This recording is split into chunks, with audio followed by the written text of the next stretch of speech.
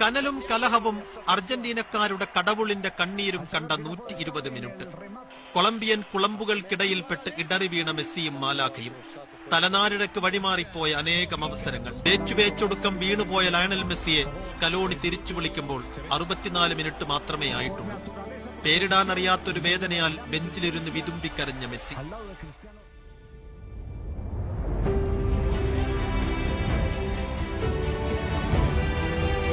കപ്പിത്താൻ നഷ്ടപ്പെട്ട നീലപ്പടയുടെ മധ്യനിരയെ പൊളിച്ചുവാർത്ത് 97-ാം മിനിറ്റിൽ സ്കലോണിയുടെ സർജിക്കൽ സ്ട്രൈക്ക്.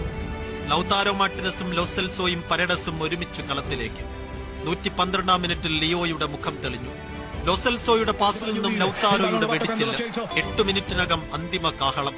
പട്ടും പകിട്ടും അലങ്കാരങ്ങളും ആഡഭാരങ്ങളും ആർക്കു മുന്നിലും അടിയറ വയ്ക്കാനില്ലെന്ന ആൽബി സെലസ്റ്റിയൻ പ്രഖ്യാപനം. തെക്കേ അമേരിക്കയുടെ രാജപട്ടം കാൽക്കീഴിൽ വെച്ച് ഡിമരിയ എന്ന മാലാഖയ്ക്കുള്ള യാത്രയയപ്പ്.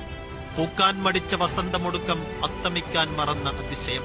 ഓടിത്തോറ്റ ലോകത്തെ ഇടങ്കാലിൽ കുരുത്ത് ഇടനെഞ്ചിൽ കുടിയിരുത്തിയവന്റെ അലമാരയിൽ കിരീടമെണ്ണം 45.